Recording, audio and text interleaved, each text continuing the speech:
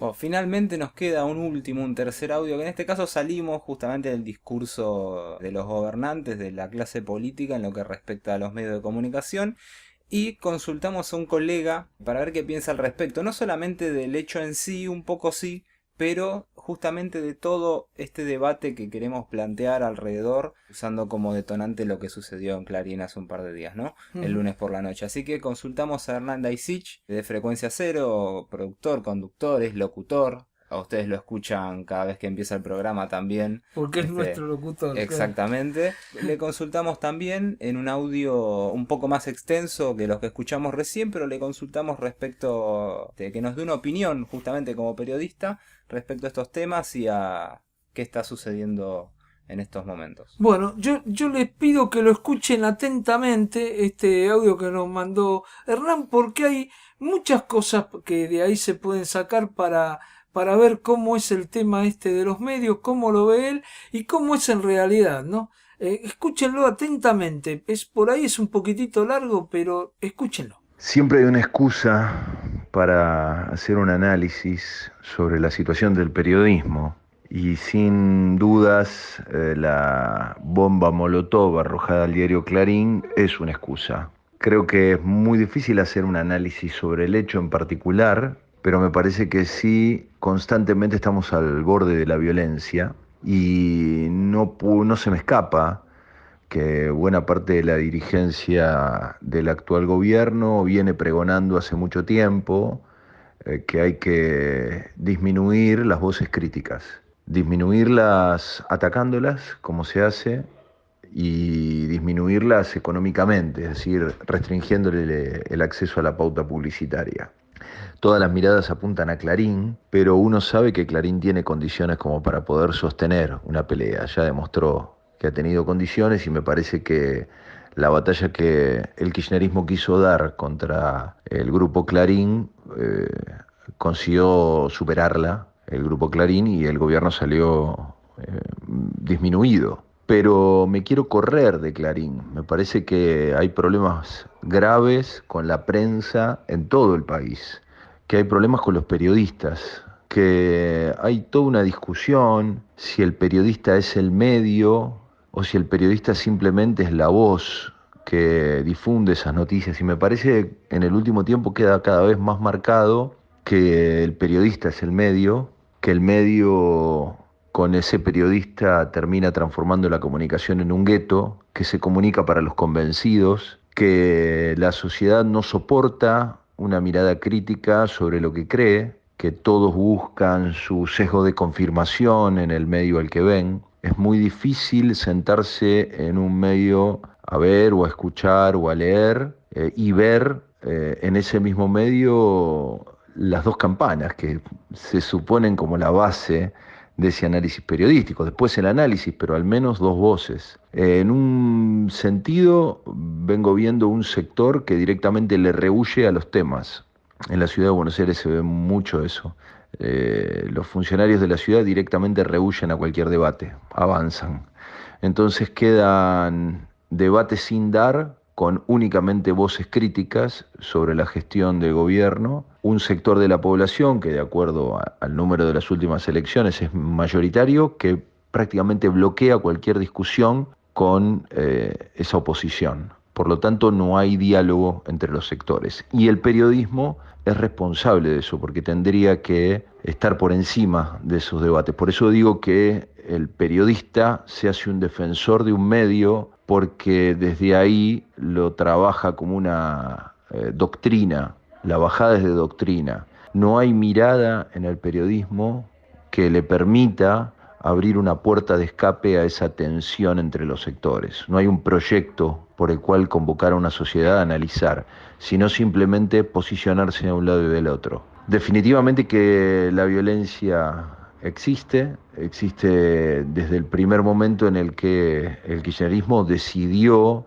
que para contrarrestar una noticia había que ir contra el periodista y emparentar al periodista con la línea editorial del medio. Puse como ejemplo hace un par de días porque se dio el hecho de que el actual presidente, como jefe de gabinete, da una conferencia de prensa castigando a un periodista, a Claudio Saboya, que había hecho una investigación en la que señalaba irregularidades y malversación de fondos de Romina Piccolotti, que estaba en el gobierno de Néstor Kirchner, post pelea con las papeleras en Gualeguaychú, apareció como una emergente política que a Alberto Fernández le vino bien para poner en el gobierno, entonces estaba sostenida por la figura de Alberto Fernández. Bueno, en esa conferencia de prensa, Alberto va contra Saboya, no va contra la investigación.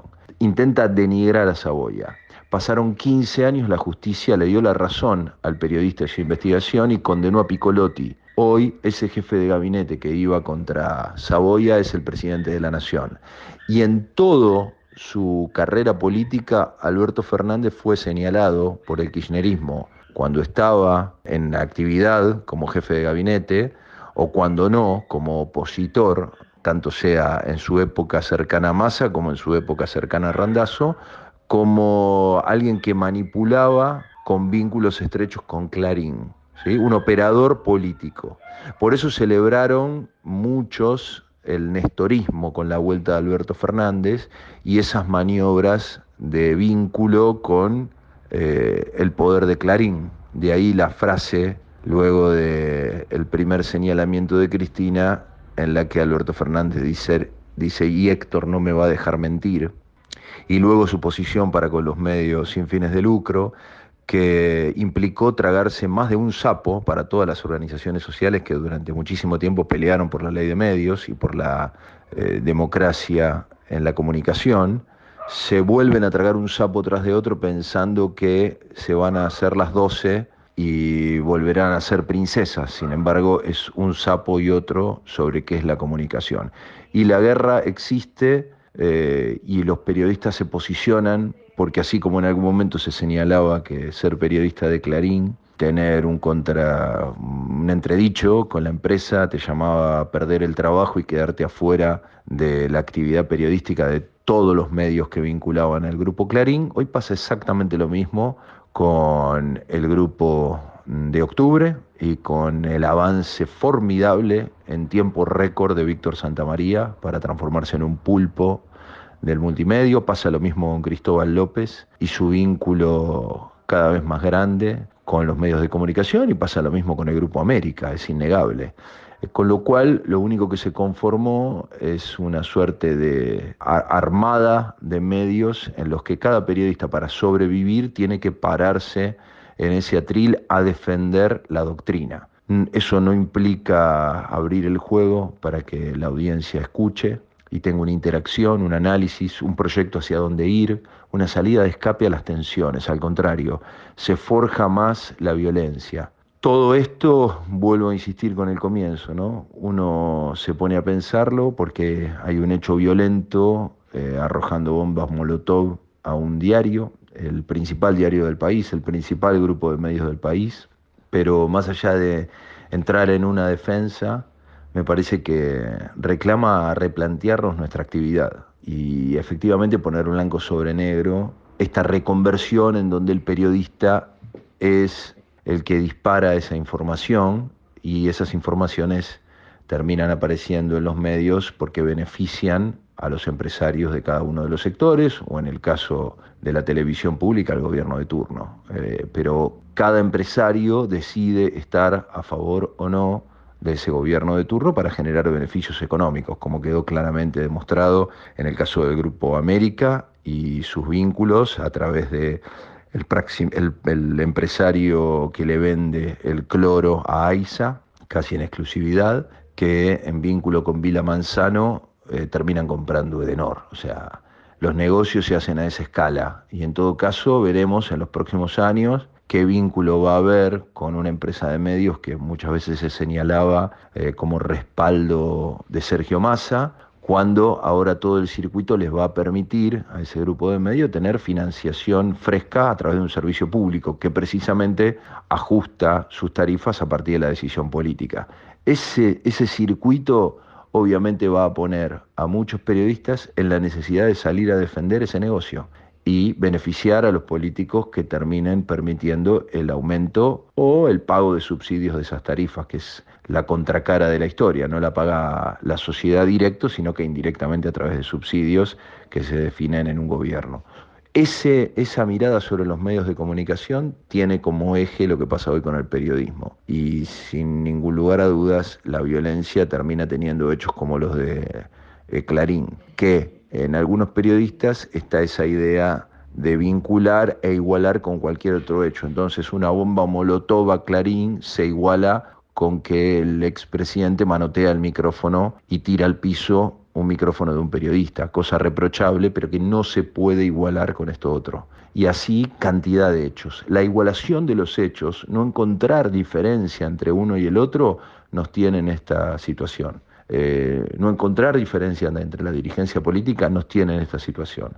No encontrar diferencias sobre los periodistas nos tiene en esta situación. Ojalá podamos superarlo dialogando, pero por el momento me parece que va a ser muy difícil, va a requerir de quienes venimos desde otro lugar a aceptar ese contrapunto de voces, esas disidencias, tratando de saldarlas en beneficio de la audiencia y no de un empresario de turno. Lo de Hernán es que prácticamente una editorial Sí.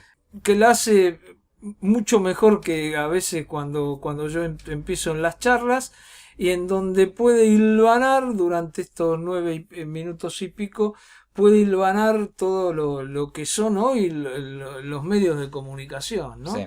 Y cómo el Estado los maneja, cómo es la pauta, cómo se distribuye, bueno, todo lo que dice Hernán me parece que es muy importante.